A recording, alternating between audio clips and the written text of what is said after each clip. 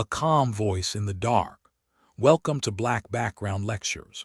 If philosophy is the set of the sail, then attitude is the wind that fills it. Rohn used to say that attitude is even more important than facts. It is more important than the past, than education, than money, than circumstances, than what other people think or say or do. It is more important than appearance, giftedness, or skill. Attitude will make or break a company, a home, a life. The remarkable thing is we have a choice every day regarding the attitude we will embrace for that day. We cannot change the past.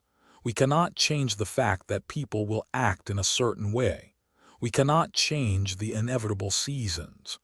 The only thing we can do is play on the one string we have, and that is our attitude.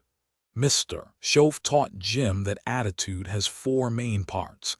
How you feel about the past, how you feel about the future, how you feel about other people, how you feel about yourself. Most people never examine these four feelings.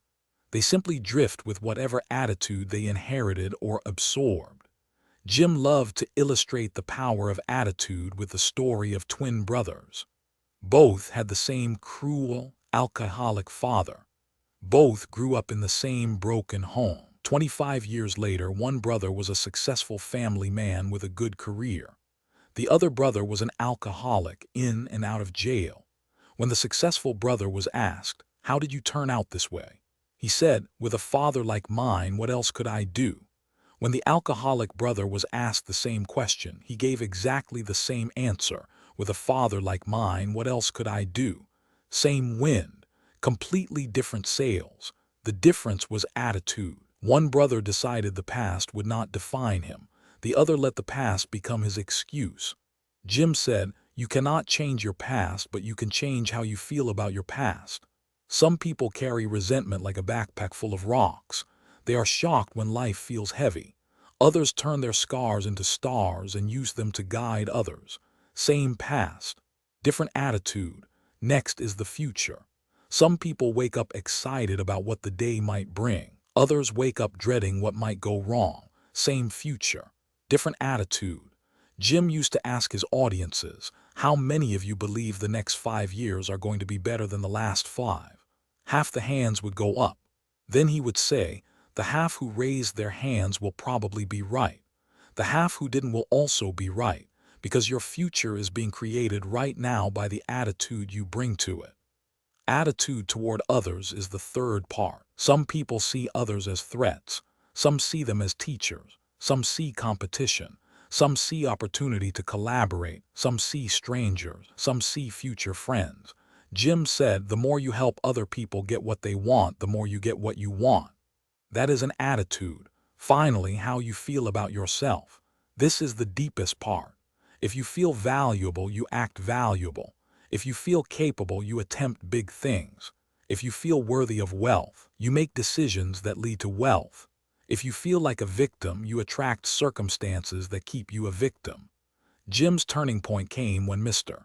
Shove asked him a simple question. "Mr. Rohn, how tall do you want your children to grow?"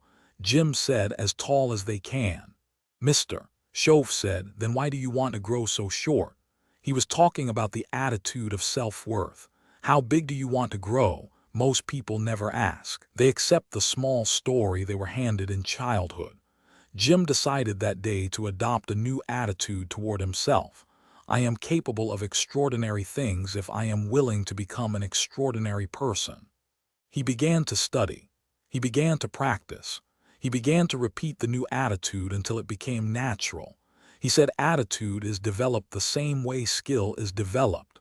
Study, practice, repetition. Study people who have the attitude you admire. Practice acting as if you already feel that way. Repeat until the feeling catches up with the action. Within a few short years, the man who once felt embarrassed and small began to feel confident and useful. The outside changed only after the inside changed. Here is the quiet practice Jim recommended. At the end of each day, ask yourself 4 gentle questions. What did I learn today that helps me feel better about my past? What am I excited about for tomorrow? Who did I help today, or who can I help tomorrow? In what way did I act like the person I intend to become? Answer honestly. Write the answers in a journal. Do it for 90 days. You will watch your attitude shift like sunrise. Attitude is not everything, but it is the edge that makes everything else work. Get your attitude right and the wind starts blowing in your favor. That is today's lecture. If you want tomorrow's lecture, subscribe. See you then.